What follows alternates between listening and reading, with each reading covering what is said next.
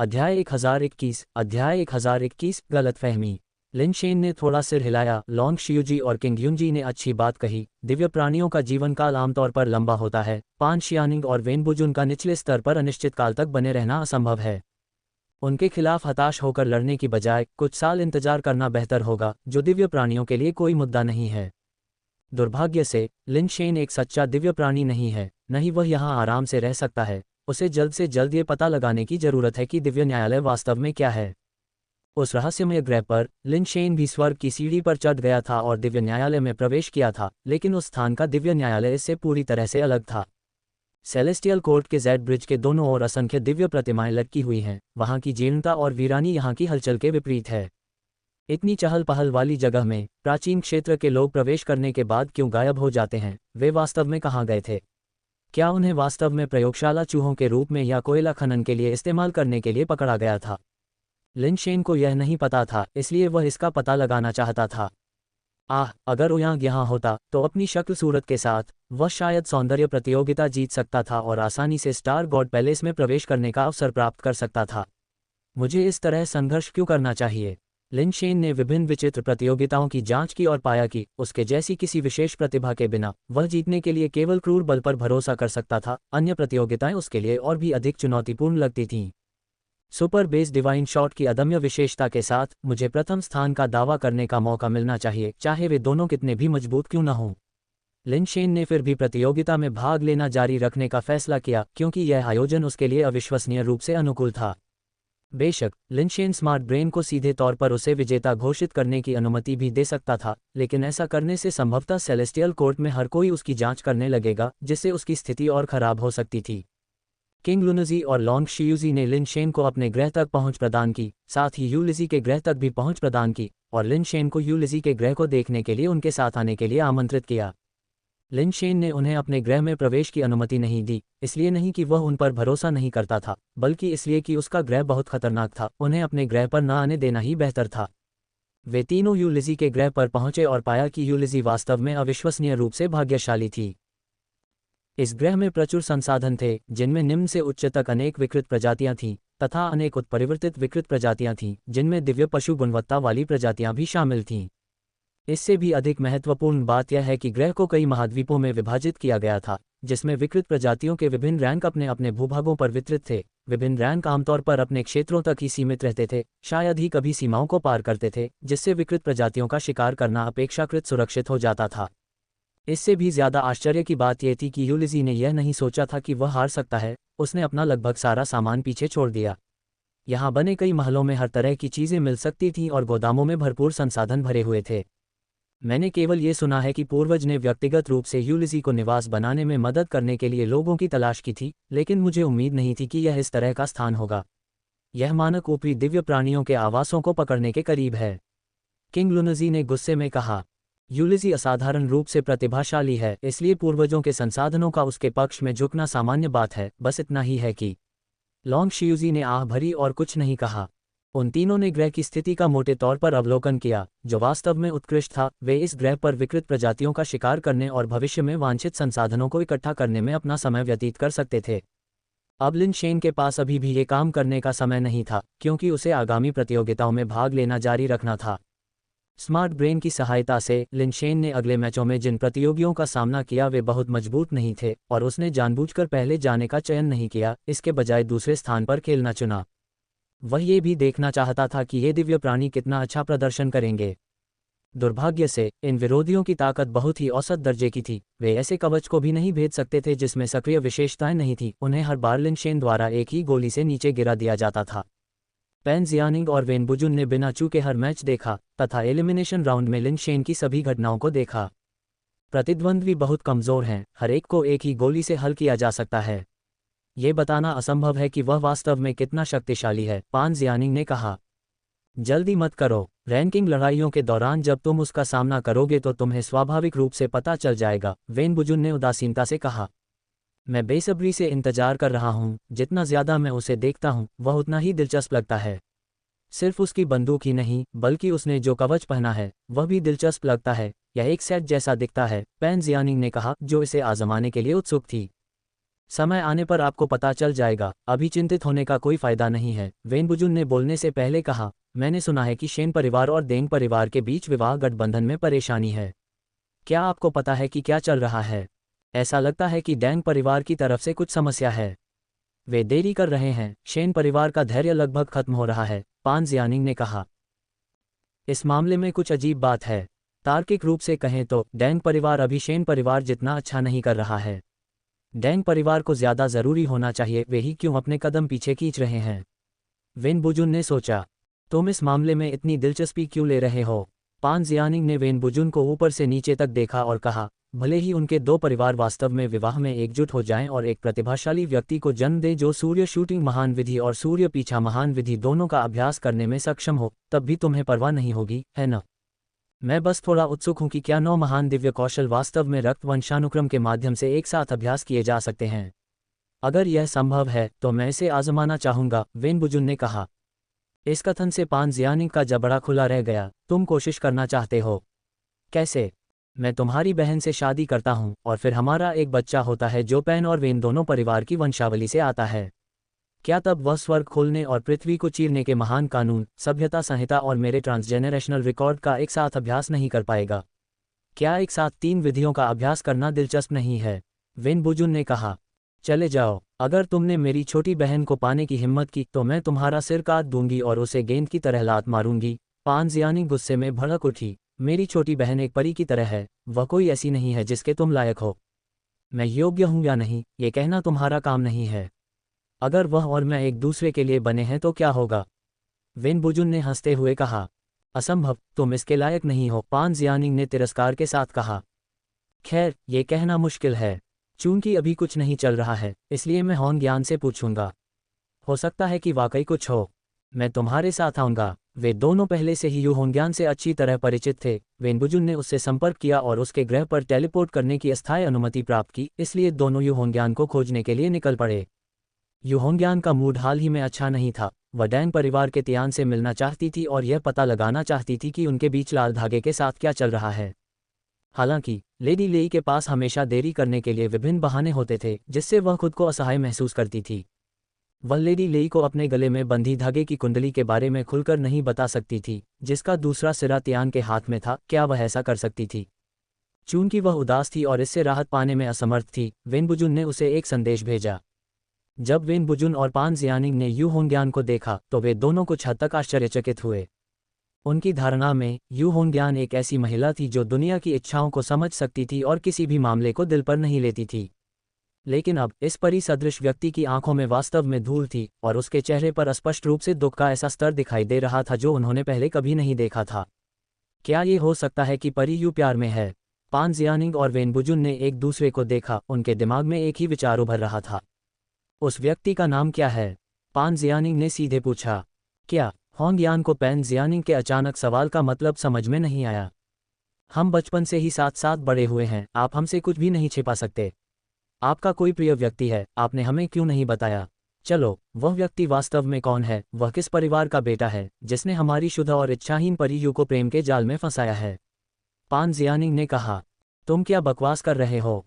होंग्यान तुरंत नाराज हो गया।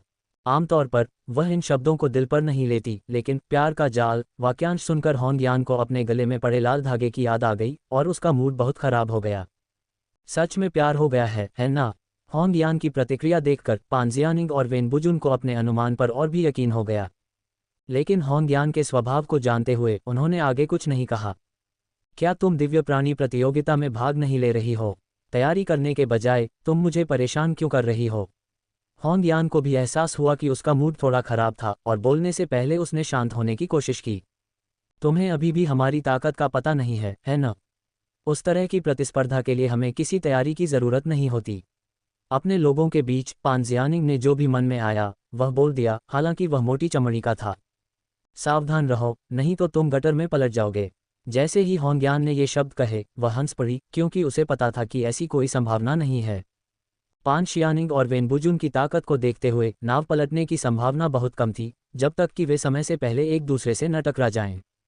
आप ऐसा कहते हैं, लेकिन इस प्रतियोगिता में वास्तव में एक दिलचस्प व्यक्ति है। किस परिवार का उभरता सितारा आपसे इतनी प्रशंसा प्राप्त कर सकता है? होंग यान पान जियानिंग के शब्दों से कुछ हद तक आश्चर्यचकित थी। उसने उम्मीद नहीं की थी कि वह ऐसा कुछ कहेगा। पता नहीं कौन सा परिवार है, लेकिन मुझे पता है कि उसका नाम तियान है, और मैं यह नहीं बता सकती कि वह कौन सा दिव्य कौशल अपनाता है। हो सकता है कि वह कोई अपरंपरागत रास्ता अपना रहा हो, पान जियानिंग ने सहजता से कहा। एक अपरंपरागत रास्ता निश्चित रूप से आपसे प्रतिस्पर्धा नहीं कर सकता। रुको, आपने अभी क्या कहा कि उस व्यक्ति का नाम क्या था? होंग यान को अचानक कुछ एहसास हुआ और उसने पैन जियानिंग को गौर से देखते हुए पूछा।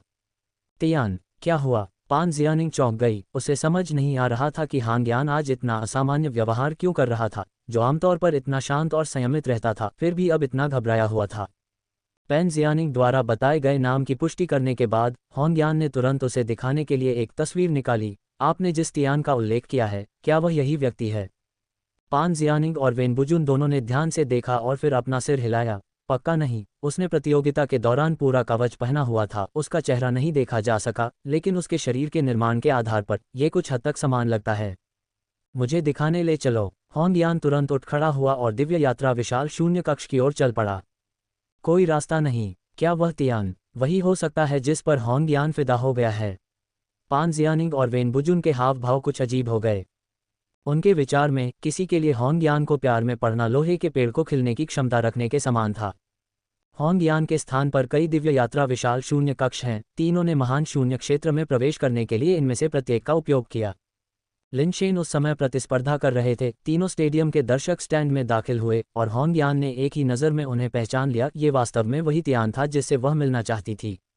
उसकी आंखें चमक उठीं। उसने लिनशेन के हाथ में बंधे कई लाल धागों को स्पष्ट रूप से देखा, जिनमें से एक लाल बैंगनी धागा था जो उसकी गर्दन से जुड़ा हुआ था। अखाड़े में लिनशेन को देखते हुए होंग यान की आंखों से आग की लपटें निकलने लगीं। उसे यकीन ही नहीं हो रहा था कि उसके जैसी कोई महिला ऐसे दिल तोड़ने वाले व्यक्ति के साथ वैवाहिक बंधन में बंध सकती है। करीब से देखने पर लाल धागे और भी अधिक चमकीले, लाल और बैंगनी दिखाई दिए, जो आंखों को चकाचौंध कर देने वाले थे। क्या ये वही है? पैन जियानिंग ने पूछा। ये वही है। होंग यान गुस्से में था। उसने सहजता से जवाब दिया। ये वाक्य जब पान शियानिंग और वेनबुजुन ने सुना तो उसका अर्थ होंग यान के कहने से भिन्न था। ये तियान, वह वास्तव में होंग यान का प्रेमी है। दोनों अपने दिल में आश्चर्यचकित थे। उसकी पृष्ठभूमि क्या है? वेनबुजुन ने उत्सुकता से पूछा। यू परिवार प्रतिष्ठित है, और यद्यपि 9 महान दिव्य कौशल विरासत परिवारों का हिस्सा नहीं है, फिर भी उनके संबंधों और प्रभाव को कम करके नहीं आंका जाना चाहिए। होंग यान भविष्य में यू परिवार का कर्णधार भी बन सकता है। यू परिवार शायद उसे साधारण पृष्ठभूमि के किसी व्यक्ति से आसानी से शादी करने की अनुमति नहीं देगा। यू परिवार की क्षमताओं के साथ, भले ही होंग यान और तियान की शादी की डोर किस्मत में हो, वे इसे तोड़ सकते हैं। तुम उसे नहीं जानते। वह डैंग परिवार से डैंग अडुओ है। उसका उपनाम तियान है, होंग यान ने कहा। वह डैंग अडुओ है। वह डैंग अडुओ जो शेन परिवार के साथ एक तयशुदा विवाह में प्रवेश करने वाला है। पैन जियानिंग और वेनबुजुन दोनों ने अविश्वास में अपनी आंखें चौड़ी कर लीं और होंग यान को जटिल भावनाओं के साथ देखा जो लगभग एक टीवी नाटक श्रृंखला बना सकती थीं। दरअसल उनके मन में पहले से ही कई नाटकीय कथानक की कल्पना थी। एक प्रेम त्रिकोण, तुम मुझसे प्यार करती हो, मैं उससे प्यार करती हूँ और वह तुमसे प्यार करता है। सदी की शादी में परी यूं प्रकट होती है और दूल्हे को चुरा लेती है। एक सुंदर युवक लाभ के लिए प्रेम को त्याग देता है। एक सुंदरी जो दुख के लिए नियत होती है, प्राचीन बुद्ध के साथ होती है। सांसारिक मामलों से बेखबर एक प्रेमी, स्वर्गीय होंग यान दूसरी महिला बन जाती है। उनके दिमाग में तरह तरह के नाटकीय कथानक फूटने लगे, जिससे उनकी गपशप करने वाली आत्माएं भड़क उठीं। अहम, होंग यान, अपनी शर्तों के साथ तुम कौन सा अच्छा आदमी नहीं पा सकती। तुम्हें खुद को किसी टेढ़े पेड़ पर लटकाने की जरूरत नहीं है। वेनबुजुन ने धीरे से समझाया। बिल्कुल बिल्कुल, तुम विवाह सूत्र से बंधी परी हो जो एक तीखी तलवार से भावनात्मक संबंधों को तोड़ रही हो, बस एक झटके में, और यह आसानी से हो जाता है, परेशानी के लायक नहीं। शेन और देंग परिवारों के बीच तय की गई शादी बहुत महत्वपूर्ण है। अगर होंग यान सच में अपनी शादी तोड़ने के लिए दबाव डालता है, तो शेन और देंग परिवार इसे आसानी से स्वीकार नहीं करेंगे। उन्हें इस तरह बोलते हुए सुनकर होंग यान को एहसास हुआ कि उन्होंने गलतफहमी जताई है, और उसने तुरंत कहा, आप क्या सोच रहे हैं? मैं तो उनसे कभी मिला ही नहीं। लेकिन वह अपनी बात आगे नहीं बोल सकी। उसके और तियान के बीच वास्तव में विवाह का रिश्ता था। अगर वह कहती कि कोई रिश्ता नहीं था, तो इसे सही ठहराना मुश्किल होगा। होंग यान की प्रतिक्रिया देखकर पान जियानिंग और वेनबुजुन को और भी यकीन हो गया कि उनके बीच कुछ तो जरूर है। होंग यान, तुम्हें चिंता करने की जरूरत नहीं है। अगर तुम वाकई इस आदमी को चाहते हो, तो हिम्मत से उसे वापस ले आओ। शेन और देंग परिवारों की चिंता मत करो, हम तुम्हारी मदद करेंगे, पान जियानिंग ने कहा। मैं होंग यान वास्तव में नहीं जानती थी कि क्या कहना है। वह निश्चित रूप से पान जियानिंग और वेन बुजुन को यह नहीं बता सकती थी कि वह कुत्ते की रस्सी से बंधी हुई थी। बकवास मत करो, मेरा उससे कोई लेना देना नहीं है, मैं चाहता हूं कि वह मर जाए, होंग यान ने चिढ़कर कहा। हालांकि इस बयान से पैन जियानिंग और वेन बुजुन की गलतफहमी और बढ़ गई। उन्होंने पहले से ही एक बड़े नाटक की कल्पना कर ली थी। होंग यान और तियान एक दूसरे से प्यार करते हैं, लेकिन पारिवारिक हितों के कारण तियान असहाय होकर शेन परिवार में शादी करने के लिए खुद को बलिदान कर देता है, जिससे होंग यान अकेला और विलाप करता हुआ रह जाता है। अगर ऐसा नहीं है तो होंग यान को कैसे पता चला कि तियान उसका उपनाम है? उसने उसे उसके भारी भरकम कवच वाले भेष के बावजूद इतनी जल्दी पहचान लिया। निश्चित रूप से वे एक दूसरे से बहुत परिचित होंगे। दोनों ने स्पष्ट रूप से पुष्टि कर दी थी कि तियान वास्तव में होंग यान का प्रेमी था। फिर भी शेन और डैंग परिवारों के बीच तय विवाह के कारण उन्हें अलग रहना होगा। पान जियानिंग और वेन बुजुन ने एक दूसरे को देखा और एक दूसरे की आंखों में गंभीरता देखी। उन्हें होंग यान को यह पुष्टि करने में मदद करने की जरूरत थी कि क्या ये तियान वास्तव में उसके भरोसे के लायक है। अगर वह था, तो चाहे शेन और डैंग परिवार कुछ भी करें, वे होंग यान को उसे वापस छीनने में मदद करेंगे। यदि वह विश्वास के योग्य नहीं था, तो उन्हें उस तियान को यथासंभव दूर भगा देना चाहिए, ताकि होंग यान तुरंत अपने भावनात्मक संबंधों को तोड़ सके। तीनों बात कर रहे थे। लिन शेन ने पहले ही एक ही वार में अपने प्रतिद्वंद्वी को खत्म कर दिया था। इस जीत के साथ ही लिन शेन ने लगातार 97 मैच जीत लिए हैं। विरोधी लगातार मजबूत होते जा रहे हैं, लेकिन फिर भी कोई भी उनके भले का सामना नहीं कर पा रहा है। लगभग 100 लगातार जीत के बाद उन्होंने आसानी से रैंकिंग की लड़ाई में प्रवेश किया, जहां कोई भी खिलाड़ी जिसने लगातार 97 जीत हासिल नहीं की थी, उसे सीधे बाहर कर दिया गया। उन्मूलन दौर में प्रत्येक प्रतियोगी को एक दूसरे से लड़ने की आवश्यकता नहीं थी। यह विशुद्ध रूप से एक उन्मूलन तंत्र था, जब तक कि रैंकिंग लड़ाइयों में प्रवेश करने के लिए केवल 10 लाख से कुछ अधिक लोग ही शेष रह गए थे। रैंकिंग लड़ाइयों में प्रवेश करने में सक्षम होने का मतलब था कि पहले से ही इनाम के रूप में कुछ संसाधनों के लिए पात्र होना। हालांकि लिन शेन के लिए ऐसे पुरस्कार तुच्छ थे। सबसे सामान्य गुणवत्ता वाली निम्न दिव्य कलाकृति को इकट्ठा करने में उसका समय व्यर्थ होगा यदि स्मार्ट ब्रेन उसे सीधे उसके पास न पहुंचाए। अचानक लिन शेन के मन में विचार आया, यंग, क्या मेरे पास पुरस्कार निर्धारित करने का अधिकार है? यंग वह नाम था जो लिन शेन ने स्मार्ट ब्रेन को दिया था, क्योंकि यह विशेष रूप से कॉस्मिक टिफेस डिवाइन बीइंग टूर्नामेंट के लिए जिम्मेदार था। इसके अलावा इसके पास कोई अन्य अनुमति नहीं थी, इसलिए लिन शेन ने इसे सहजता से यंग नाम दिया। बेशक आपके पास प्रतियोगिता की किसी भी सेटिंग को बदलने का अधिकार है। हालांकि मौजूदा पुरस्कार मानक शुरू से ही लागू हैं। क्या आप वाकई पुरस्कार सेटिंग बदलना चाहते हैं? यंग ने जवाब दिया। लिन शेन ने पुरस्कार सूची की समीक्षा की और देखा कि प्रथम स्थान का पुरस्कार सीधे तौर पर एक संसाधन ग्रह था। दूसरे स्थान पर आने वाले को भी दिव्य पशु गुणवत्ता की दिव्य कलाकृति मिल सकती थी, लेकिन स्तर यादृच्छिक था। तीसरे स्थान पर आने वाले को केवल दिव्य पशु गुणवत्ता की निम्न दिव्य कलाकृति पुरस्कार मिल सकता था। इसके अतिरिक्त निश्चित संसाधन पुरस्कार भी थे, जिनमें से कुछ अतिरिक्त पुरस्कार केवल शीर्ष 3 के लिए ही थे। रैंकिंग लड़ाइयां अभी भी उन्मूलन पर आधारित थीं, तथा किसी भी हार के परिणामस्वरूप तत्काल उन्मूलन हो जाता था। लिन शेन ने अपने अधिकार का हल्का उपयोग करते हुए वेन बुजुन और पान जियानिंग को सीधे एक साथ जोड़ा, जिससे उन्हें पहले एक दूसरे के खिलाफ जमकर लड़ाई करने के लिए प्रेरित किया गया। यदि किसी कारणवश वे दोनों प्रतियोगिता में गंभीर रूप से घायल हो गए और मारे गए, तो दो शक्तिशाली प्रतिद्वंद्वियों को रास्ते से हटा देने से उनकी प्रथम स्थान की जीत सुनिश्चित हो जाएगी। यहाँ तक कि अगर वे नहीं मरते, तो भी लिन शेन शेष प्रतिद्वंद्वियों के लिए एक नारकीय कार्यक्रम की व्यवस्था कर सकता था। उन्हें सबसे कठिन प्रतिद्वंद्वियों के खिलाफ मुकाबला करा सकता था, जिससे उनके लिए जीतना बेहद मुश्किल हो जाता। दूसरी ओर वह अपने लिए कमजोर प्रतिद्वंद्वियों की व्यवस्था कर लेता था, आसानी से और इत्मीनान से आगे बढ़ता था, तथा अपने प्रतिद्वंद्वियों पर अंतिम प्रहार करने के लिए आराम करता था। आप दोनों से माफ़ी चाहता हूँ। हालांकि हमारे बीच कोई शिकायत नहीं है, लेकिन मुझे इस प्रतियोगिता में पहला स्थान लेना है। लिन शेन ने रैंकिंग की लड़ाई के पहले दौर में दोनों को जोड़ा, इन दोनों अजनबियों के लिए गहरी माफ़ी महसूस करते हुए, जिनसे वह कभी नहीं मिला था। जहाँ तक अपने लिए प्रतिद्वंदी की बात है, तो यह और भी आसान था। उन्होंने उन सभी प्रतियोगियों को छांटा जो पहले सबसे कठिन प्रतियोगिताओं में शीर्ष 500 में पहुंच चुके थे, फिर यादृच्छिक रूप से एक को चुना।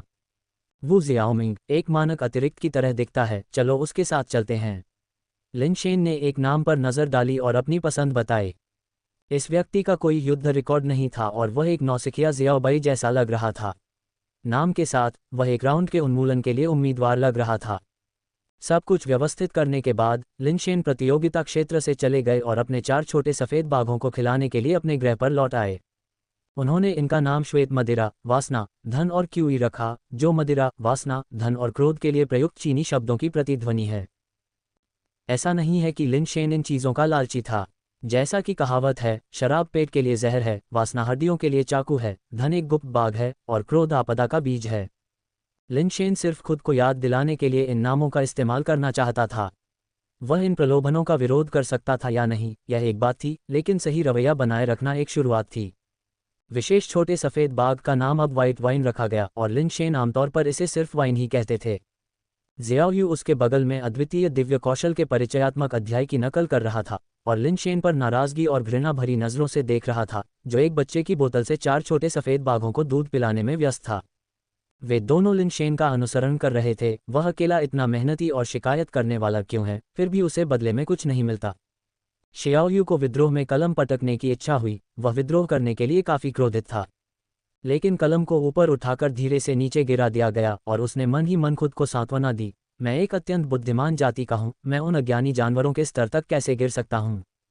व्हाइट वाइन असाधारण तेजी से बढ़ रहा था। अब ये लिस्टफुल और अन्य की तुलना में लगभग एक सिर लंबा है और ये लगभग एक सामान्य बाघ जितना बड़ा दिखता है।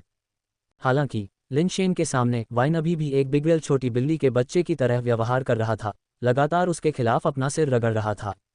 लिन शेन ने व्हाइट वाइन का सिर पकड़ लिया और उसे एबरेंट लिक्विड पिलाया। इस आदमी की भूख बढ़ती जा रही थी, पहले की तुलना में सिर्फ थोड़ी कम। ये देखते हुए कि इसका आकार बुरा नहीं है, मुझे आश्चर्य है कि इसकी लड़ाकू शक्ति वास्तव में कैसी होगी। लिन शेन उनके गुणों को नहीं देख सकता था, इसलिए वह केवल आंतरिक रूप से अनुमान लगा सकता था, इस बात पर विचार करते हुए कि उन्हें पानी का परीक्षण करने के लिए प्रतियोगिता के लिए पंजीकृत किया जाए या नहीं। सेलेस्टियल कोर्ट में विशेष पालतू प्रतियोगिताएं आयोजित की जाती थीं, जहां जीतने पर अच्छे संसाधन भी मिल सकते थे। उसे बस यह नहीं पता था कि कौन सी प्रतियोगिताएं उनके लिए सबसे उपयुक्त होंगी। सफ़ेद दाग मिटाने और चेहरे को निखारने का ये पुराना उपाय पता है। शारीरिक कमजोरी से परेशान पुरुषों को इसे आजमाना चाहिए। जब लिन शेन वाइन और अन्य लोगों को भोजन खिला रहा था, तो निचले समूह की प्रतियोगिता में भाग लेने वाले दिव्य प्राणी हंगामा कर रहे थे। ये रैंकिंग मुकाबलों का केवल पहला दौर था, लेकिन पान जियानिंग और वेन बुजुन अप्रत्याशित रूप से एक दूसरे के खिलाफ मुकाबला करने लगे, जो एक अभूतपूर्व घटना थी। पिछले मुकाबलों में मुकाबला कुछ हद तक पूर्वानुमानित लगता था। उनके जैसे शीर्ष वरीयता प्राप्त खिलाड़ियों के बीच इतनी जल्दी मुकाबला होने की संभावना नहीं थी। इस बार यह सभी की उम्मीदों से बढ़कर था। इससे कई लोगों में गुप्त रूप से उत्सुकता पैदा हो गई। यदि वे दोनों एक दूसरे के लिए हानिकारक लड़ाई में शामिल हो गए, तो अन्य लोग लीडरबोर्ड के शीर्ष पर पहुंचने का मौका हथिया सकते हैं। न तो पान जियानिंग और न ही वेन बुजुन को उम्मीद थी कि वे इतनी जल्दी एक दूसरे से भिड़ेंगे। पान जियानिंग ने वेन बुजुन की ओर देखा तो पाया कि वेन बुजुन भी उसकी ओर देख रहा था। नहीं, हमने जो शर्त पहले लगाई थी वह मान्य नहीं है, अब हम अपने कौशल पर भरोसा करते हैं। पान जियानिंग पहले वेन बुजुन से शर्त हार चुका था और उसे स्वेच्छा से हार मान लेनी चाहिए थी, लेकिन अब वह इससे मुकर रहा था। केवल वेन बुजुन के सामने ही वह इतनी बेशर्मी से काम कर सकता था। वेन बुजुन ने बस मुस्कुराते हुए कहा, ठीक है, अपनी बहन से मेरा परिचय कराओ। पिछली शर्त भूल जाओ, नहीं तो मैं तुम्हें सीधे जीत दिला सकता हूँ। चले जाओ, पैन जियानिंग ने दांत पीसते हुए कहा। वेन बुजुन से कोई फायदा होता न देखकर पान जियानिंग की नज़रें इधर उधर घूम गईं। फिर उसने हंसते हुए कहा, बहुत जल्दी खुश मत हो जाओ। हो सकता है कि तियान पहले राउंड से आगे न बढ़ पाए और तुम्हें उसका सामना करने का मौका न मिले। ये कहते हुए पान जियानिंग ने तियान का नाम खोजा। ये देखना चाहता था कि उसका प्रतिद्वंद्वी कौन था। हालांकि वेन बुजुन को विश्वास नहीं था कि तियान पहले राउंड को पार करने में असफल रहेगा, फिर भी उसने अपनी नज़र मैचअप सूची पर लगा दी। जब उन दोनों ने लिन शेन के प्रतिद्वंद्वी का नाम देखा तो वे दोनों आश्चर्य से रुक गए। वू जियाओमिंग? कौन सा वू जियाओमिंग? ये वह आदमी नहीं है ना? पान जियानिंग की अभिव्यक्ति थोड़ी बदल गई। 1 मिनट रुको, मैं जांचता हूँ। वेन बुजुन ने अपने संचारक को डायल किया, कई लोगों से संपर्क किया और उसकी अभिव्यक्ति अधिक गंभीर हो गई। ये वही है, वू जियाओमिंग। वेन बुजुन ने कम्युनिकेटर नीचे रखा और गंभीर चेहरे के साथ पान जियानिंग से कहा, क्या हो रहा है? इस बार मुकाबला बहुत ही अजीब है। हम पहले राउंड में एक दूसरे से टकराए और तियान का मुकाबला वू शाओमिंग से हुआ, वह भूत जैसा आदमी। पैन शानिंग अचानक हंस पड़ी। यह अच्छा है, देखते हैं कि वू शाओमिंग किस हद तक बड़ा हुआ है। तियान के प्रतिद्वंद्वी के रूप में उसे अपनी असली क्षमता दिखाने के लिए मजबूर होना चाहिए। पान शियानिंग और वेन बुजुन के बीच की लड़ाई सभी का ध्यान आकर्षित कर रही थी। यहाँ तक कि जो लोग आमतौर पर सबसे कठिन दिव्य प्राणियों की प्रतिस्पर्धाओं की परवाह नहीं करते थे, वे भी उनके मुकाबले को देख रहे थे। आखिरकार ये दोनों अविश्वसनीय रूप से प्रसिद्ध थे और वे न केवल सबसे कठिन दिव्य प्रतियोगिता में भाग ले रहे थे बल्कि कई अन्य स्पर्धा श्रेणियों में भी सबसे मजबूत दावेदार थे। हालांकि इस विशेष द्वंद्व ने कई लोगों को निराश कर दिया। मैच का परिणाम कुछ खास नहीं था तथा किसी भी खिलाड़ी ने कोई विशेष कौशल या योग्यता का उपयोग नहीं किया, यहाँ तक कि दिव्य कलाकृतियों का भी उपयोग नहीं किया। पेन जियानिंग बेवजह हार गई। दर्शकों को एक आश्चर्यजनक मुकाबले की उम्मीद थी, लेकिन वे इस मुकाबले से संतुष्ट नहीं थे। मैच के बाद किसी ने वेन बुजुन का साक्षात्कार लिया। मिस्टर वेन, अब जब आपने अपने सबसे मजबूत प्रतिद्वंद्वी को हरा दिया है तो चैंपियनशिप जीतना आपके लिए एक पूर्व निष्कर्ष लगता है। सबसे कठिन दिव्य प्राणी प्रतियोगिता में पेन जियानिंग पर आपकी जीत के साथ आप दोनों के बीच स्कोर अब 3-3 है। इस पर आपके क्या विचार हैं? वेन बुजुन ने उदासीनता से कहा, मैंने सिर्फ पेन जियानिंग को हराया है, मैंने अभी तक चैंपियनशिप नहीं जीती है। इस बारे में बात करना अभी बहुत जल्दी होगी। मिस्टर वेन बहुत विनम्र हो रहे हैं। इस इवेंट में आप और पेन जियानिंग का पूर्ण प्रभुत्व है। उनके अलावा आपके साथ पहले स्थान के लिए और कौन प्रतिस्पर्धा कर सकता है? पहले भी ऐसा ही होता था, लेकिन इस बार मामला अलग है।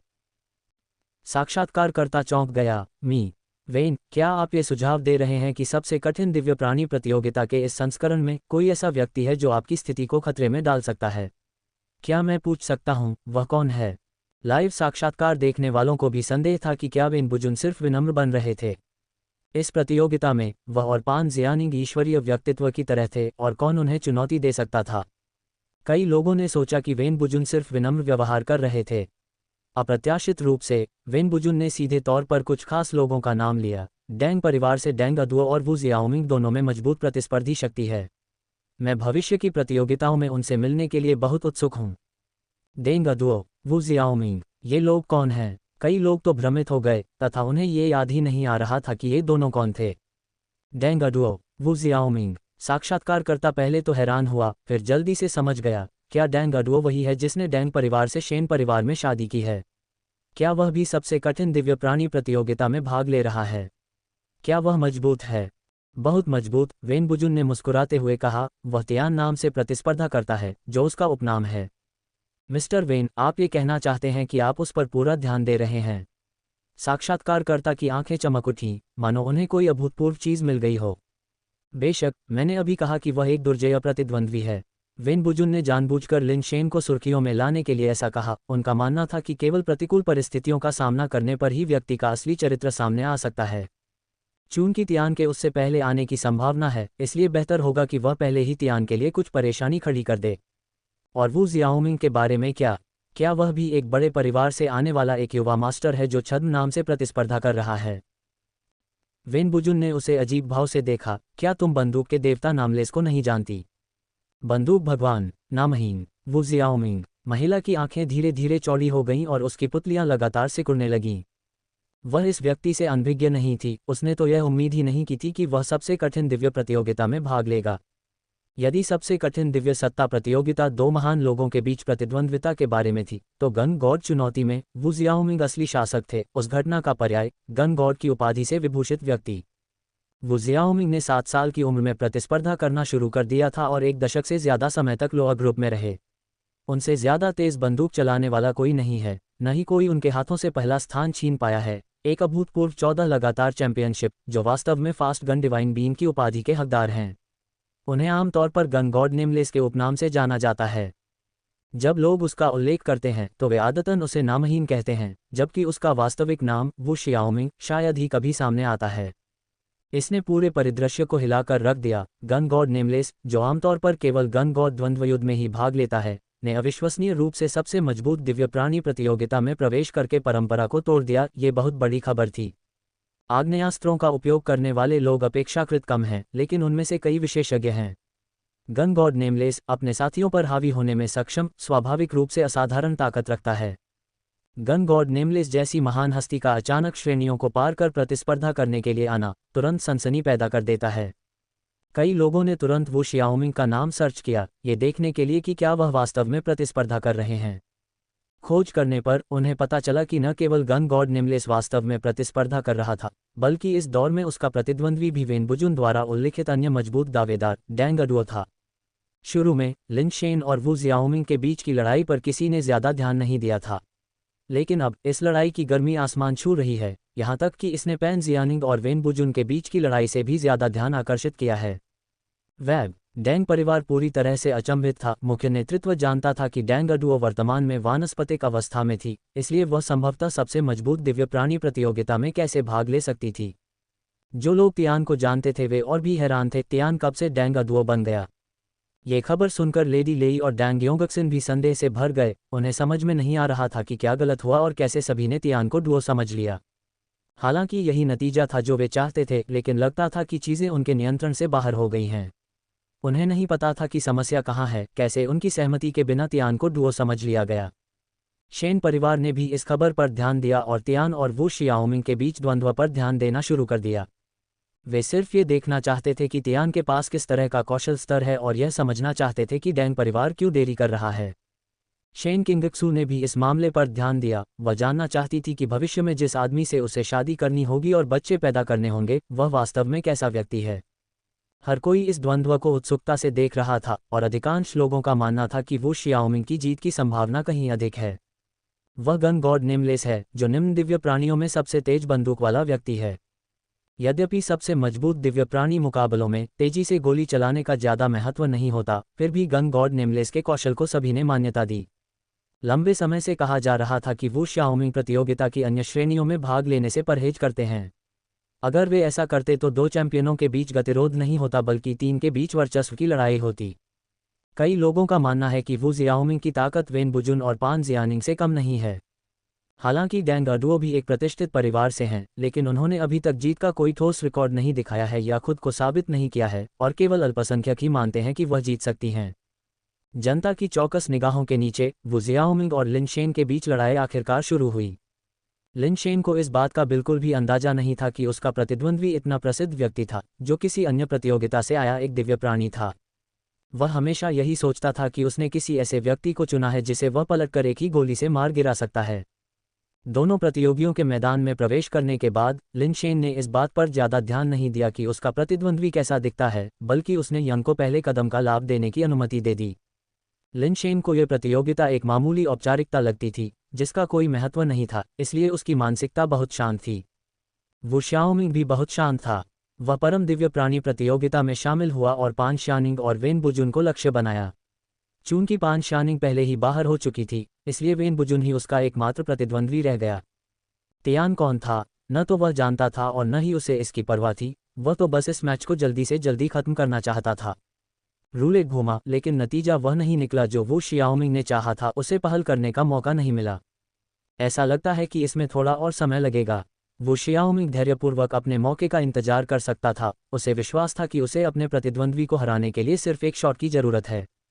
मैच देख रहे सभी दर्शकों की नज़रें लिन शेन पर टिकी थीं, जो 10 सेकंड की उल्टी गिनती और उसके पहले शॉट के परिणाम का इंतजार कर रहे थे। जब लोगों ने लिन शेन को स्नाइपर राइफल निकालते देखा तो वे सभी थोड़ा हैरान हो गए। तियान वास्तव में एक बंदूक उपयोगकर्ता भी है। बंदूक देवता के सामने बंदूकों से खेलना, ये दिलचस्प होने वाला है। कितना मज़ेदार है। गन गॉड नेमलेस के पास अपना खुद का बफ है। एक परम दिव्य प्राणी प्रतियोगिता में उसका प्रतिद्वंद्वी भी बंदूक का उपयोग कर रहा है। ये देखकर कि लिन शेन का हथियार एक बंदूक थी, वू जियाओमिंग खुद को मजाक में टाल नहीं सका। मैं एक और प्रतियोगिता में भाग लेता हूं और फिर से मेरा प्रतिद्वंद्वी बंदूकों के साथ खेलता है। क्या ये दुनिया थोड़ी बहुत छोटी है? डैंग परिवार कब से बंदूकों से खेलता है? शेन किंगक्सू कुछ हैरान थी, क्योंकि डैंग परिवार की सूर्य पीछा करने की महान विधि आग्नेयास्त्रों के साथ अच्छी तरह से मेल नहीं खाती थी। स्माइलिंग फेस कैजुअल डेट बस एक क्लिक दूर है। स्टैंड में यू होंग्यांग की अभिव्यक्ति भी थोड़ी जटिल थी। वह चाहती थी कि लिन शेन को गन गॉड द्वारा गोली मार दी जाए। एक बार लिन शेन की मृत्यु हो जाने पर उसके शरीर पर लाल धागा स्वाभाविक रूप से गायब हो जाएगा। दुर्भाग्य से यह महान शून्य दुनिया थी। भले ही तियान को गोली मार दी गई हो, वह वास्तव में नहीं मरेगा। जब लोग अपने विचारों में डूबे हुए थे, उन्होंने देखा कि वो शियाओमिंग की तैयारी का समय समाप्त हो गया था और अब तियान पर हमला करने की बारी थी। सभी ने सोचा कि तियान का निशाना बहुत सतर्क और सावधान होगा। संभवतः ताकत इकट्ठा करने के लिए समय की आवश्यकता होगी। फिर सबसे मजबूत हमला करने से पहले वो शियाओमिंग की कमजोर जगह का पता लगाना होगा। इससे पहले कि कोई संभल पाता, गोली चलने की आवाज़ सुनाई दी। वो जियाओमिंग की उल्टी गिनती समाप्त होने के लगभग तुरंत बाद लिन शेन ने ट्रिगर खींचा और एक गोली निकल गई। गोली बहुत तेज नहीं लग रही थी, लेकिन ये धीमी गति केवल सापेक्ष थी। पलक झपकते ही वह वू जियाओमिंग की भौहों के बीच जा लगी। तभी सबने देखा कि वू शियाओमिंग के हेलमेट में गोली लगी है, छेद से खून बह रहा है और वू शियाओमिंग सीधे नीचे गिर गया। यह खत्म हो गया। किसी के पास प्रतिक्रिया करने का समय नहीं था। सभी को यह भ्रम था कि यह अभी शुरू भी नहीं हुआ है। लेकिन स्मार्ट ब्रेन ने पहले ही तियान को विजेता घोषित कर दिया था और वो शियाओमिंग का गिरा हुआ शरीर गायब हो गया। जब तक लिन शेन को अखाड़े से बाहर नहीं भेज दिया गया तब तक लोगों ने प्रतिक्रिया नहीं दी। अरे, बंदूक देवता को तियान ने एक ही वार में सिर पर गोली मार दी। इस आदमी की बंदूक बहुत भयंकर है, क्या इसमें इतनी विनाशकारी शक्ति है? हा, गन गॉड नेमलेस को कभी भी गंधद्वंद्व युद्ध में सिर पर गोली नहीं मारी गई, और फिर भी अपनी पहली ही अल्टीमेट डिवाइन बीन प्रतियोगिता में उसका सिर उड़ गया। यह एक ऐसी उपलब्धि है जिसके बारे में गंधद्वंद्व युद्ध में भाग लेने वाले कई प्रतियोगी केवल सपने ही देख सकते हैं। डैंग परिवार का आदमी कुछ खास है, कोई आश्चर्य नहीं कि वेनबुजुन उसे अपना प्रतिद्वंद्वी मानता है। बंदूक देवता के लिए बहुत बुरा है। ऐसा लगता है कि वह भूल गया है कि यह परम दिव्य सत्ता की प्रतियोगिता है, न कि बंदूक द्वंद्व। आप यहाँ गोलियों से बच नहीं सकते। वेनबुजुन और पान जियानिंग दोनों एक पल के लिए स्तब्ध रह गए, क्योंकि उन्हें उम्मीद नहीं थी कि तियान वास्तव में जीत जाएगा। उसकी अजीब गोलियां, उनकी विनाशकारी शक्ति हमारी उम्मीद से अधिक शक्तिशाली थी। वो जियाओमिंग बहुत लापरवाह था, पान जियानिंग ने वेनबुजुन से गंभीरता से कहा। वेनबुजुन ने थोड़ा सिर हिलाया। वास्तव में ये हमारी कल्पना से कहीं अधिक शक्तिशाली है, जो अच्छी बात है। इससे मुझे स्वयं उनसे मिलने का एक अच्छा अवसर मिला है। वो शियाओमिंग दिव्य यात्रा विशाल शून्य कैप्सूल से बाहर आया और उसे ऐसा महसूस हुआ जैसे उसका सिर फटने वाला है, जैसे उसकी खोपड़ी 2 टुकड़ों में विभाजित हो गई हो। 7 वर्ष की आयु में पदार्पण के बाद से यह पहली बार था कि ग्रेट वॉर दुनिया में उसकी हत्या हुई थी। मैं लापरवाह था। ये मुकाबला पूरी तरह से क्रूर बल और भाग्य पर निर्भर करता है, इसमें कोई कौशल शामिल नहीं है। अगर वह बच्चा गनगॉड द्वंद्व में शामिल होने की हिम्मत करता है तो मैं उसे सबक सिखाऊंगा, वू जियाओमिंग ने असहाय होकर अपने सिरदर्द को सहलाते हुए कहा। जब गोली आई तो उसने सहज रूप से चकमा दे दिया, लेकिन उसका शरीर बिल्कुल भी नहीं हिला, नियमों से प्रतिबंधित था। लेकिन अब जब वह हार चुका था तो वो शियाओमिंग खुद को असहाय महसूस कर रहा था। वह मूल रूप से एक अलग क्षेत्र में प्रवेश करके दिखावा करना चाहता था, लेकिन पहले ही दौर में मारा गया। शायद अब तक पान जियानिंग और वेनबुजुन उस पर हंस रहे थे। इस पर विचार करते हुए, चूंकि तियान एक बंदूकधारी है, इसलिए यह बहुत संभव है कि वह भविष्य में गनगॉड द्वंद्व में शामिल हो जाए। रास्ते मिल सकते हैं। एक समय ऐसा आएगा जब लिन शेन को एहसास ही नहीं हुआ कि उसने नामहीन गनगॉड को हरा दिया है। उभरने के बाद उसने प्रतियोगिता के अगले दौर से पहले कुछ नींद लेने के लिए समय का लाभ उठाने की योजना बनाई। जैसे ही वह बिस्तर पर लेटा, उसका संचारक बज उठा। उत्तर देने पर लॉन्ग शियूजी और किंग लुनजी की होलोग्राफिक छवियां प्रक्षेपित की गईं। भाई तियान, तुम बहुत भयंकर हो, एक ही गोली से गन गॉड को मार गिराया। नहीं रुको, मुझे तुम्हें भाई डुओ कहना चाहिए। तुमने वास्तव में उन्हें बुरी तरह से मूर्ख बनाया। किंग लुनजी कुछ असंगत था। लिन शेन इस जानकारी पर ध्यान नहीं दे रहे थे, लेकिन वे ध्यान दे रहे थे, और वे जानते थे कि तियान वास्तव में डैंग डुओ था, और यह भी जानते थे कि जिस व्यक्ति को लिन शेन ने हराया था वह नामहीन गन भगवान था। क्या गन भगवान? क्या डैंग डुओ? लिन शेन कुछ उलझन में था। नहीं, तुम्हें नहीं पता था कि तुम्हारा प्रतिद्वंद्वी नामहीन बंदूक देवता था, किंग लुनजी ने अविश्वास में कहा। उसका स्पष्टीकरण सुनने के बाद ही लिन शेन को एहसास हुआ कि जिस साधारण व्यक्ति से उसका सामना हुआ उसकी इतनी महत्वपूर्ण प्रतिष्ठा थी। गन गॉड के सिर पर गोली मारना कई गन गॉड द्वंद्व प्रतियोगियों का अंतिम सपना होता है। मुझे उम्मीद नहीं थी कि आप इसे पहले हासिल कर लेंगे। गन गॉड का सिर उड़ाने पर कैसा महसूस होता है? लॉन्ग शियूजी ने मुस्कुराते हुए पूछा। कुछ खास नहीं, ये पिछले एलिमिनेशन राउंड जैसा ही लगा। शायद वह इस तरह की प्रतियोगिता का आदी नहीं है। लिन शेन को वू जियाओमिंग का सिर फोड़ने में कोई दिक्कत नहीं हुई। किंग लुनजी और लॉन्ग शियूजी ने एक दूसरे को अवाक होकर देखा। हाल ही में लिन शेन के साथ बिताए समय के दौरान वे उसे कुछ हद तक समझ गए थे। उसके व्यवहार से लिन शेन को वास्तव में नामहीन गन गॉड को बाहर निकालने में कुछ खास महसूस नहीं हुआ। इस समय शेन किंगक्सू का मूड काफ़ी बेहतर हो गया। उसने पाया कि जिस व्यक्ति से उसकी शादी हुई थी वह भी एक अच्छा आदमी था।